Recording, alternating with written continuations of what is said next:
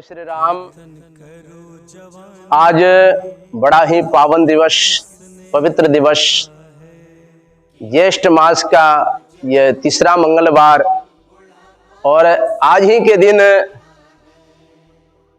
श्री हनुमान जी महाराज को भगवान श्री राम का दर्शन हुआ था, उनका मिलन हुआ था।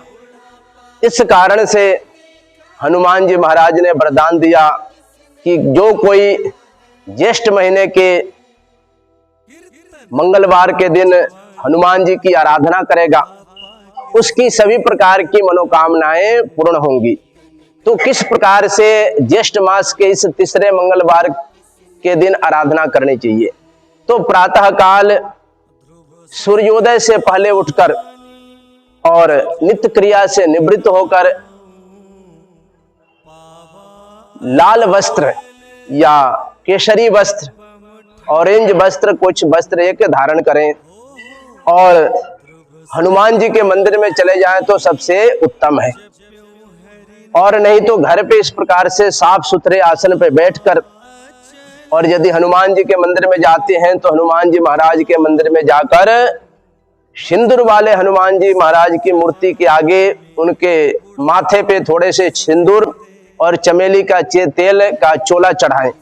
फिर दोनों हाथों पे, दोनों पैरों पे और उल्टे पैर के सिंदूर से अपने माथे पे थोड़ा सा चंदन लगा लें, अर्थात उस सिंदूर को माथे पे लगा लें और हनुमान जी महाराज के आगे एक घी का या चमेली के तेल का दीपक जलाएं। भोग क्या लगाना है? तो भोग आप लड्डू का लगाओ या बूंदी का लगाओ, लेकिन विशेष भोग तीसरे मंगलवार के दिन नारियल का है। नारियल का भोग लगाने से लाभ क्या है? तो बोले परिवार की रक्षा होती है।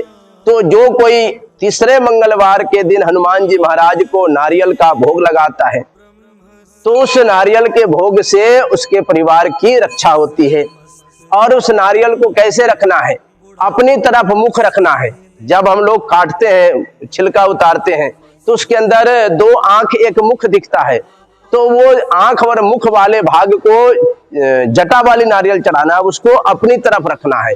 और इस प्रकार से घी या चमेली के दीपक जलाकर कम से कम 3 पाठ करें, एक हनुमान चालीसे का, एक हनुमान अष्टक का और तीसरे बजरंग बाण का। 3 पाठ करके और इस प्रकार से हनुमान जी महाराज के सामने बैठ करके राम नाम की माला करें।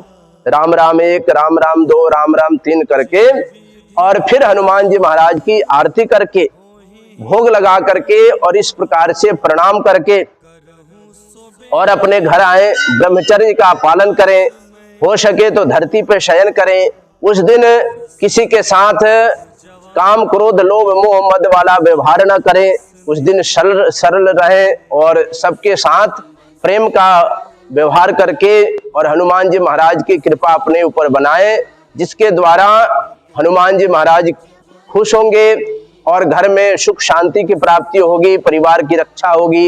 एक बात और आ गई, पान का बीड़ा जब भी भोग लगाएं, मुख शुद्धार्थम, मुख्य शुद्धि के लिए हनुमान जी महाराज को पान का बीड़ा अवश्य चढ़ाए। पान के बीड़े से क्या होता है? शत्रुओं का नाश होता है। तो कोई भी मनुष्य हो, उसको बिना किसी मतलब के ही कोई ना कोई शत्रु बन जाता है। तो हनुमान जी महाराज की कृपा बनी रहेगी तो कोई भी शत्रु उसके पास नहीं आएगा। जब हम लोग पान का बीड़ा चढ़ाएंगे तो पान का बीड़ा अवश्य चढ़ाए हनुमान जी महाराज को और इस प्रकार से प्रणाम करके हनुमान जी महाराज को और अपने घर आए और इस प्रकार से ये ज्येष्ठ मास के तीसरे मंगलवार को हनुमान जी की पूजा करके अपने मनोकामनाओं को पूर्ण करें। जय श्री राम।